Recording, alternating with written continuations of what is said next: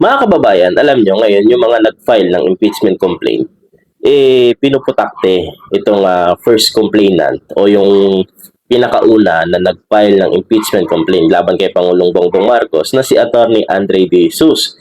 Kasi siya daw po naging abogado ni FL Lisa, which is ang totoo po niyan mga kababayan, siya yung abogado na nag-file ng disbarment case laban kay Attorney Glenn Chong sa Supreme Court nung panahon po na nagsabi siya na sasampalin niya yung First Lady.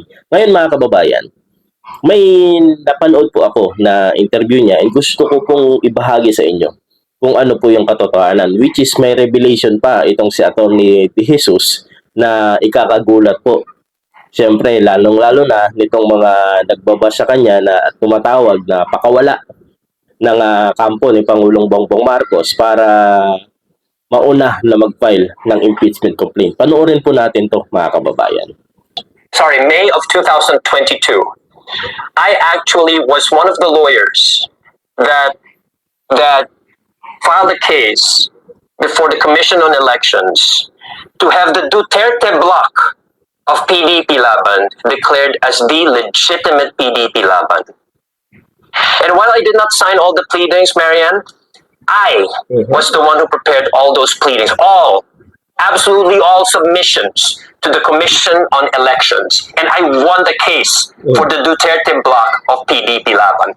Certainly, Marianne, I cannot possibly be, you cannot, no one could insinuate that a lawyer for the Duterte bloc of PDP Laban, not Duterte himself, but the bloc of PDP Laban, which I won for the Duterte bloc, right, could possibly be anti-Duterte. So what am I really? Am I pro Marcos or pro Duterte? You know, I'm starting to get confused, Marianne, with all these particular submissions because there's only one fact here, and this is what's sad. It's politicized. You know, ang masakit dito, hindi na pala uso ang paninindigan. So okay. So unahin natin yung reaction natin sa pinakadulong salita na binanggit ni Attorney Andre De Jesus, which is paninindigan, which is para sa akin po mga kababayan, hindi isang abogado, kundi kahit na ikaw ay isang ordinaryong Pilipino, then you want to file a impeachment complaint against an impeachable official from the President, Vice President, o kahit sino pa na impeachable officials mga kababayan. The word na paninindigan din, no? Nakita naman natin, di ba? May paninindigan talaga. Kasi nung first na nung scenario na nakita po natin, yung siya ay naging complainant nga dito kay Atty. Glenn Chong, which is kung titingnan mo, pabor sa Marcos, di ba? And nung panahon po, nung di ba nagkakagulo, may faction, yung PDP Laban na Cusi and Duterte wing, tapos yung PDP Laban, Pimentel and Pacquiao wing, di ba? Magkaiba, di ba? Issue nga yan, 2021 na filing ng kanilang mga COC, kaya wala pong tumakbo under PDP Laban. Si Pacquiao is PROMD, then ang grupo po ni dating Pangulong Duterte, nakalimutan ko anong mga partido nila, parang PDDS yata, yung Federalismo ng Dugong Dakilang Samahan ni Nabel Heka, di ba? Yun yata yung niya, yung gamit nila. Ngayon mga kababayan, kung titingnan po natin, kung paninindigan, masasabi ko meron, 'di ba? May panahon na kliyente niya yung PDP Laban, which is inclined with Duterte.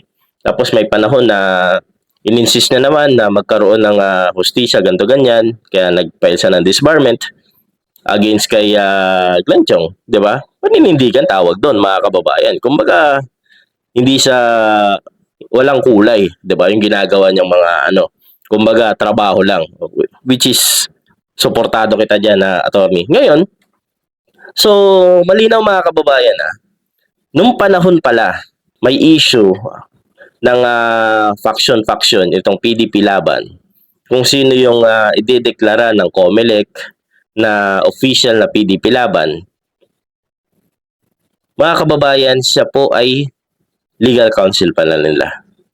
Siya po ay abogado pala nila ng Duterte faction na PDP Laban. Kaya yung magsasabi na binabash itong si attorney Andre De Jesus na pakawala lang yan, nautusan lang yan, gusto lang pahinain yan yung susunod pa ng mga impeachment laban kay Pangulong Bongbong Marcos, kung ano-ano na mga pinagsasabi laban sa kanya. Which is medyo kinulang yata ng paghuhukay ng mga kasong nahawakan nitong si Attorney Andre De Jesus, itong umaalipusta, itong nagbabas sa kanya.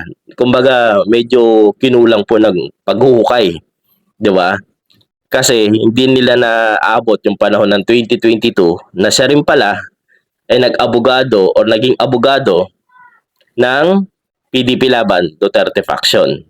So ayan nilabas po natin to kasi I think naging part na rin po ito ng press briefing ni Yussi Claire na sagot niya yan sa media, which is na yan din po na statement, and sabi ko try kong hanapin yung original video and interview of Attorney Andre De Jesus, at least siya mismo yung magpapatunay. So malinaw na po yan mga kababayan, malinaw na malinaw po ang binanggit, ang mga sinabi ni Attorney Andre De Jesus, paninindigan. Paninindigan ang kanyang pinaglalaban. So once again, maraming salamat. Please share niyo po yung video na to mga kababayan.